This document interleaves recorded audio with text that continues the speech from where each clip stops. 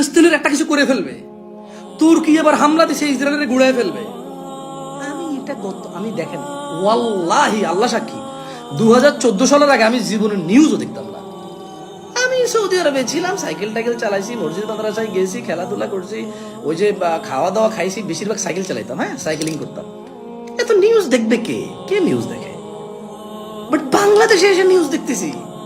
কিন্তু 2014 সাল থেকে আমি শুনি ইরান ফলস্তিনের সঙ্গে আছে, তুর্কি তো এবার ইসরায়েলকে গুঁড়াই দিবে, এ করবে সে করবে, সৌদি আরব চেষ্টা করতেছে যুদ্ধ বন্ধের জন্য, মিশর ত্রাণবাহী ট্রাক পাঠাইছে, অপেক্ষা করতেছে গাজার সীমান্তে, শুনতেছি।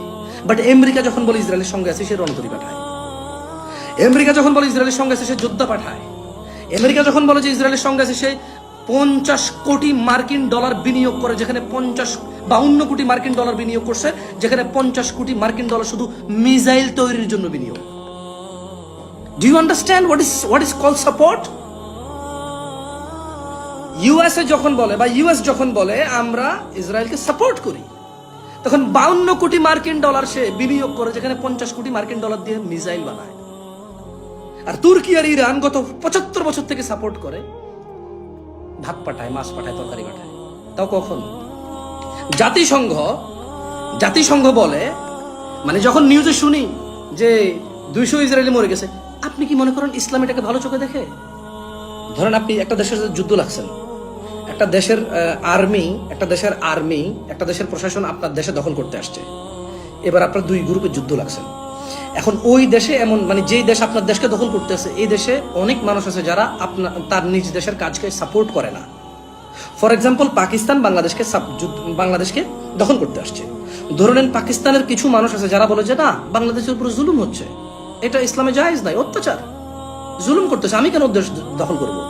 এখন বাংলাদেশ কি, যে লোকটা বলে যে পাকিস্তান ভুল করতেছে, যে পাকিস্তান এটা বলে পাকিস্তান ভুল করতেছে, বাংলাদেশকে তার দখল করার চিন্তা বাদ দেওয়া উচিত, হারাম, এটা ঠিক না, এটা টেরোরিজম।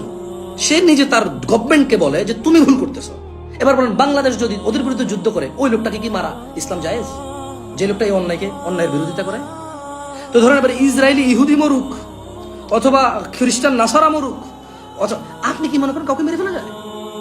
পার্সোনালি আপনি মনে করেন? একটা দেশে যখন একটা দেশের সাথে যুদ্ধ লাগে, ওই দেশের যত মানুষ ওদের যোদ্ধাদেরকে সাপোর্ট করে, ওরা সবাই সম ক্যাটাগরিতে বিচার হবে। কারণ সে এই দখলদারিত্বে তার ইন্ধন আছে, এই দখলদারিত্বে তার সাপোর্ট আছে, এই দখলদারিত্বকে সে হেল্প করে। তাহলে যে মাঠে যুদ্ধ করে আর যে ভাত পাকায়, তরকারি পাকায়, এদেরকে সাপোর্ট করে, খাদ্য প্রদান করে, দুইজনই যোদ্ধা, দুইজনই আমার দেশের বিরোধী। কিন্তু যে লোকটা বলে না, ওই দেশকে কেন দখল করতেছো, আমার দেশে থাকো, তুমি নিজ দেশে থাকো, নিজ ভূখণ্ডে থাকো, নিজ এরিয়ায় থাকো, আরেক দেশ দখল করি না, আপনি কি মনে করেন আমি তাকে মারার অধিকার রাখি? আমি তাকে মারার অধিকার রাখি না।